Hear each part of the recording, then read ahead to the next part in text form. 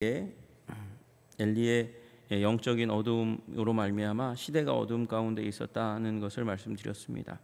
그런데 그 가운데서 등불이 꺼지지 않는 성소를 맡고 있는 한 사람 사무엘, 그로 말미암아 이제 시대의 어두움을 깨뜨릴 일이 이제 시작되고 있는 힌트를 주고 있는 것을 우리는 보게 되었습니다. 이제 하나님께서 사무엘을 부르십니다. 4절에 여호와께서 사무엘을 부르시는지라 그렇게 말씀하고 있습니다. 여러분, 하나님은 전능하신 하나님이시고요. 그래서 하나님은 우연이라도 사무엘을 움직이고 이끌어 가셔서 그래서 하나님의 뜻을 이루실 수도 있었을 것입니다. 그런데 사무엘이 아직 어릴 때에 하나님께서 분명히 부르셨다 그렇게 이야기하고 있습니다.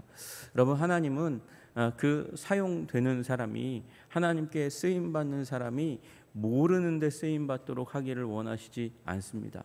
불신의 사람, 하나님의 역사를 이루는데 바로처럼 악한 도구로 사용하시지 않는 이상 하나님께서는 하나님의 사람, 쓰임 받는 사람에게 말씀하시고 그 말씀을 듣는 자가 그 말씀에 순종하도록 하는 방식을 통해서 하나님은 일하시는 하나님이십니다. 여러분, 하나님께서 우리 마음에 이렇게 사무엘을 음성으로 부르시는 그런 일이 일어나지 않는다 할지라도 우리에게 말씀 주시고 그 말씀에 따라서 우리가 이제 하나님께서 부르신다는 소명감, 사명감을 가지고 설 수 있게 하시는 하나님이시라는 것을 우리는 알아야 합니다. 여러분, 하나님의 말씀이 우리 마음에 부음받을 수 있도록 그래서 기도하시는 여러분 되시기를 주님의 이름으로 축복합니다. 여러분, 우리가 교회 오래 다니면 직분을 받을 수 있습니다. 직분을 받고 그것을 사명으로 여기며 살아갈 수 있습니다. 그러나 여러분, 하나님이 내 마음 가운데 확신을 주시지 않으면 그건 힘든 일이에요. 어려운 일이에요. 주님께서 우리의 마음 가운데 마음에 확신을 주실 만한 말씀을 부어주시도록 우리를 부르셔서 마음의 확신을 주시도록 그렇게 기도하시는 여러분들 되시기를 주님의 이름으로 축복합니다. 여러분, 어저께 말씀드린 대로 사무엘은 밤에 잠을 잘 자지 못했습니다. 잠을 잘 자지 못한 이유는 원래 이 아론과 아론의 자녀들에게 주어진 성소 등불, 메노라의 불을 끄지 않도록 하는 것이 그들의 사명인데 그것이 그들이 영적인 부분, 사명에 대한 부분, 제사제도에 대한 부분들을 명확하게 다 지키지 않고 그래서 제사제도를 망가뜨리면서 그 성소의 등불을 맡는 역할을 사무엘에게 주었기 때문에 그렇습니다. 사무엘의 신경이 집중되어서 그래서 등불이 꺼지는 부분에 대해서 그래서 굉장히 집중하고 있었기 때문에 잘 자지 못했던 것 같아요. 그 가운데서 부르는 음성을 들으니까 엘리가 부르는 줄 알고 달려갑니다. 당신이 나를 부르셨기로 내가 여기 있나이다 얘기했는데 엘리가 나는 부르지 아니하였으니 다시 누우라, 가서 자라 그렇게 얘기한 것이죠. 그것이 똑같이 한 번 더 반복됩니다. 사무엘이 부름 받았는데도 불구하고 하나님의 부름을 받았는데도 불구하고 하나님의 부름을 잘 인식하지 못했습니다. 여러분, 영적인 무지 가운데 있었기 때문이라고 얘기하는 것이죠. 그런 경험이 없었기 때문이라는 겁니다. 그것이 7절의 말씀입니다. 사무엘이 아직 여호와를 알지 못하고 여호와의 말씀도 아직 그에게 나타나지 아니한 때라. 그러니까 사무엘이 여호와 하나님을 아는 지식이 아직 충만하지 않았어요. 열심히 섬겼지만 하나님을 아는 지식, 여호와를 알지 못하고 여호와 하나님을 잘 알지 못하는 하나님을 아는 지식이 부족했다는 것을 이야기하고 있습니다. 여러분, 누가 용가리 통뼈입니까? 태어나면서부터 하나님의 음성을 듣는 사람이 어디에 있습니까? 아무리 모태신앙이라 해도 여러분, 어느 순간 어머니와 아버지의 슬하에서 그래서 훈련받고 말씀 듣고 그래서 어느 순간 스며들어서 예수님을 구주요 주님으로 믿는 일이 우리 모태신앙자들에게 일어난다 할지라도 처음부터 예수님을 아는 것은 아닙니다.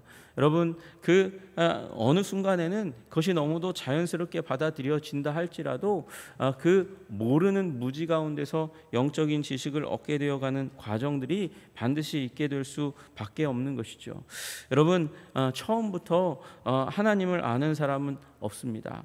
여러분 우리 이 말씀을 우리에게 말씀하고 계십니다. 여러분 누구든지 그러므로 하나님을 알기에 힘쓰는 자들이 되어야 하는 것이죠. 하나님에 대하여 아는 것이 아니고 하나님을 아는 것이요. 여러분 누가 간접적으로 전해 주어 가지고 그래서 하나님에 대해서 아는 것, 그것은 우리의 영적인 삶을 힘있게 만들고 생동감 있게 하지 못합니다. 하나님을 내가 알아야 됩니다. 내가 체험적으로 깨달아 알아야 하는 것입니다. 여호와를 아는 여러분들 되시기를 주님의 이름으로 축복합니다. 경험하여 아시는 여러분들 되시기를 주님의 이름으로 축복합니다. 엘리가 부르는 줄 알고 사무엘이 당연히 엘리에게로 갔습니다. 여러분 이 말씀 들으면 꼭 하나님의 목소리가 엘리 비슷한, 그러니까 노인의 목소리가 아닐까 추측할 수 있지만 우리가 그걸 다 알 수는 없는 거죠. 그러나 분명한 진리는 여호와를 경험해야 한다는 것입니다. 경험을 통해서 알아가야 한다는 것이죠. 여러분 영적인 무지에서 벗어나기 위하여 그러므로 하나님에 대하여 아는 것이 아니라 하나님을 아는 여러분들 되시기를 주님의 이름으로 축복합니다. 여러분 말씀을 아무리 봐도 하나님에 대하여 아는 것일 수밖에 없습니다. 하나님을 아는 자리로 나아가려면 기도, 영적인 그 감각을 되살려서 하나님께 말을 걸고 하나님께서 내 마음 가운데 말씀하시는 그 과정들이 우리 삶 가운데 한 부분으로 차지하지 않으면 우리는 하나님을 경험할 수 없습니다. 여러분 하나님을 경험하시는 여러분들 되시기를 주님의 이름으로 축복합니다. 말씀을 넘어서서 우리 기도 가운데 말씀하시는 하나님을 경험하시는 여러분과 제가 되기를 주님의 이름으로 축복합니다. 세 번째, 사무엘을 부르시는지라 엘리가 그때야 알았습니다. 엘리가 여호와께서 이 아이를 부르신 줄을 깨달았습니다. 여러분 이 얘기는 엘리도 영적인 무지 가운데 있었다는 것을 의미하는 것입니다. 엘리도 하나님께서 어떻게 말씀을 하시는지, 사람에게 말씀을 하시는지 잘 경험하지 못했다는 것을 시사하는 내용일 수도 있고, 첫째로는. 두 번째로는 그는 영적인 원리에서 하나님께서 사무엘을 부르시는 일에 대해서 전혀 무지했을 수 있다는 것을 또 얘기하는 것입니다. 엘리가 3번이나 만약에 엘리가 하나님의 음성을 듣고 하나님의 뜻을 전하는, 옛적에는 그래도 그 선지 사명, 하나님께서 주시는 그 하나님의 뜻을 알아서 시대에 알려주는 그 사명에 이미 있었다면, 없었다면 영적인 무지고요. 그런 일이 있었음에도 불구하고 그가 이 부르시는 그 하나님의 음성을 사무엘에게 경험되고 있는 것을 잘 알지 못해서 2번이나 미스했다는 것은 엘리가 이 사무엘을 부르시는 하나님에 대해서 무지했을 수 있다는 것이죠. 그러나 3번째에 이르러서 엘리가 깨달아 알고 가서 누웠다가 누가 너를 다시금 부르시거든 나는 안 불렀으니까 하나님이 부르신 것 같다. 여호와여 말씀하옵소서 주의 종이 듣겠나이다. 그렇게 아뢰고 하나님이 말씀하시며 하나님의 말씀을 들으라. 그렇게 이야기하는 것이죠. 엘리는 나이 많은 자입니다. 그러므로 영적인 체험이 풍부해야 합니다. 버림받았다 할지라도 영적인 체험이 풍부하니까, 그러니까 그 부분에 대해서 사무엘에게 충분히 알려줄 수 있어야 했었는데 그는 그 일을 사무엘에게도 알려주지 않았다는 것은 그의 아들들에게도 잘 알려주지 않았다는 것입니다. 영적인 경험이 있습니까? 영적인 체험이 있습니까? 여러분 그 영적인 경험과 체험을 우리 자녀들에게 알려주는 체험적인 삶을 아들들에게, 딸들에게 유산으로 물려줄 수 있는 여러분과 제가 되기를 주님의 이름으로 축복합니다. 여러분 그렇게 이제 사무엘이 그 누워 있다가 하나님께서 부르시는 음성에 사무엘이 대답하는 장면이 10절부터 14절까지의 말씀입니다. 여호와께서 임하셨습니다. 임하셔서 전과 같이 사무엘아 사무엘아 부르시는지라 사무엘이 이르되 말씀하옵소서 주의 종이 듣겠나이다. 그렇게 말씀하시죠. 여러분 여기 10절에서 말씀을 새 번역은 사무엘과 하나님은 대화하기 위해서 찾아와 곁에 서서 말씀하셨다, 그렇게 번역하였습니다. 하나님께서 그 곁에 오셨다는 것입니다. 찾아와서 그 곁에 서서 말씀하시는 하나님이십니다. 여러분, 하나님은 멀리 계셔서, 저 멀리에서 계셔서 우리를 통치하시고 지배하시는, 전지하시고 전능하신 하나님이실 뿐만 아니라, 어미하신 하나님이실 뿐만 아니라, 또한 우리를 사랑하셔서 우리 곁에 오셔서 우리에게 세밀한 음성을 전해주시는 하나님이신 줄로 믿으시기를 주님의 이름으로 축복합니다.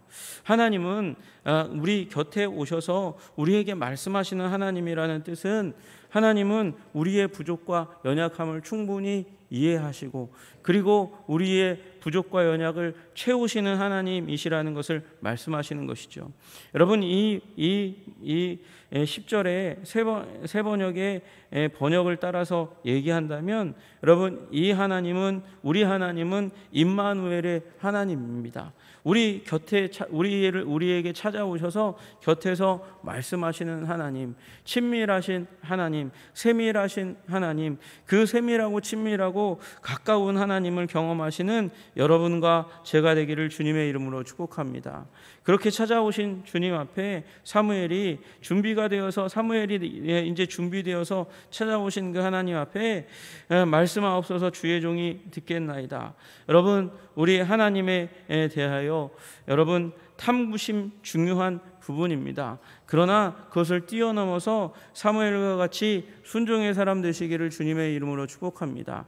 탐구심으로 가득 차서, 다시 얘기해서 더 피부에 와닿는 말로 얘기하면 의심으로 가득 차서, 정말 이것이 진리인가, 이것이 하나님의 뜻이 맞는가, 이분이 하나님이 정말 맞는가, 그렇게 물을 수 있죠. 그것이 도마의 태도입니다. 그러나 확인하고 나면 그도 순종의 사람이 되었던 것처럼, 여러분, 우리 탐구의 사람 되시기를 바랍니다. 의문을 위한 의문, 부정을 위한 의문이 아니라 순종을 위한, 진리를 위한 탐구의 자리 가운데 있다가 예수님을 구주 주님으로 믿게 되면 그 앞에 사무엘과 같이 순종의 자세로 서시는 여러분들 되시기를 주님의 이름으로 축복합니다.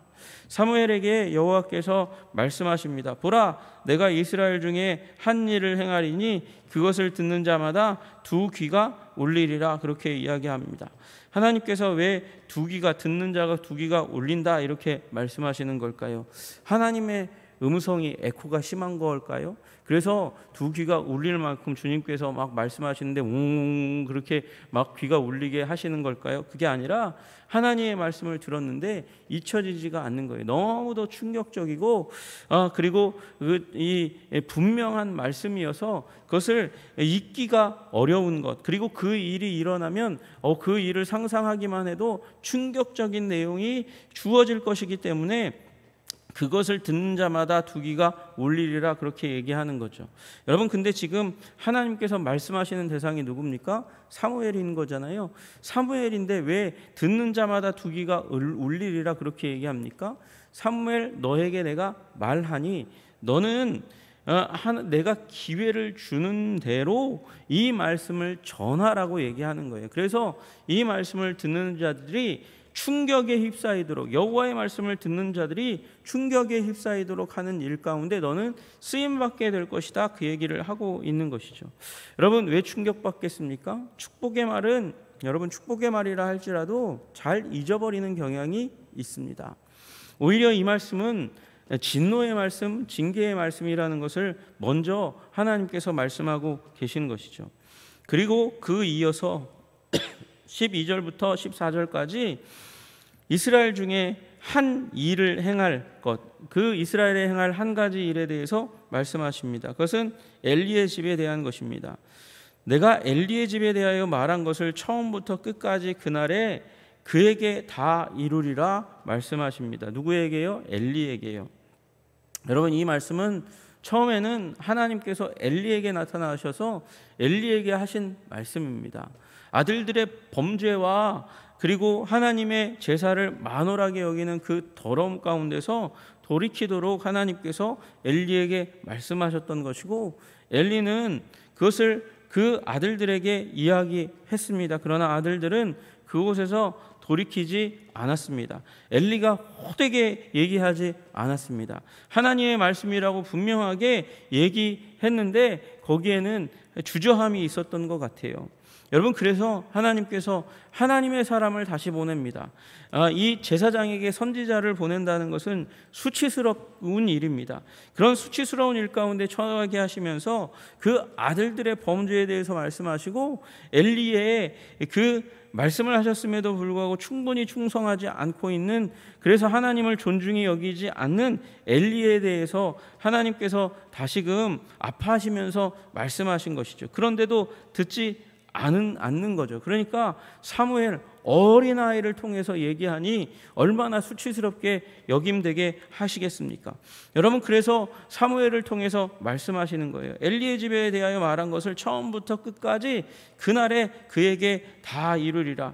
내가 그의 집을 영원토록 심판하겠고, 여러분, 하나님께서 심판하시되 집요하게 끝까지 이 문제를 그 가문 가운데 묻겠다고 말씀하시는 것입니다. 그에게 말한 것은 그가 아는 죄악 때문이니 이미 알고 있는데 고치지 않은 죄악이에요. 여러분, 만성적인 죄악이고 만성적인 불순종입니다. 여러분, 우리의 삶에 만성적인 죄악이 떠나게 하시기를 여러분 주님의 이름으로 부탁합니다. 여러분, 왜냐하면 만성적인 죄악은 우리가 하나님 앞에 설 때마다 하나님께서 정기적으로 말씀하시는 것이라는 거죠. 그런데 그 말씀하시는 말씀을 뒤로 돌리고 여러분 순종하지 않고 또는 합리화하는 것이 우리의 본성입니다. 고치지 않으면 하나님께서 징계하십니다. 여러분, 하나님께서 아프게 하더라도 고치게 하시기를 원하시는 하나님이십니다. 그런데 고치지 않으면 결국 그 일로 말미암아 우리의 삶의 올무가 될 수 있고 우리 자녀의 삶의 올무가 될 수 있다는 사실을 기억해야 하는 것이죠. 자기의 아들들이 저주를 자청하되 금하지 아니하였음이니라. 아들들이 저주를 자청했다. 저주인 것을 알면서 하나님 앞에서 이런 행동하는 것이 결국 하나님께 벌 받을 것 알면서도 불구하고 간땡이가 크게 그 앞에서 범죄하였고 또 그 엘리는 그 아들들의 범죄를 그대로 방조하였다는 것입니다. 여러분, 우리 자신의 삶 가운데 있는 만성적인 범죄함을 우리 회개하고 돌이키시기를 주님의 이름으로 축복합니다. 그리고 사랑한다면 말하여 그 자리로부터 돌이키게 해야 한다는 것이죠. 이 일에 대해서 엘리가 실패했다고 주님께서 말씀하시는 거예요. 그래서 그 결과 무슨 일이 일어납니까? 내가 엘리의 집에 대하여 맹세하기를 엘리의 집의 죄악은 제물로나 예물로나 영원히 속죄함을 받지 못하리라 말씀하셨다는 것입니다.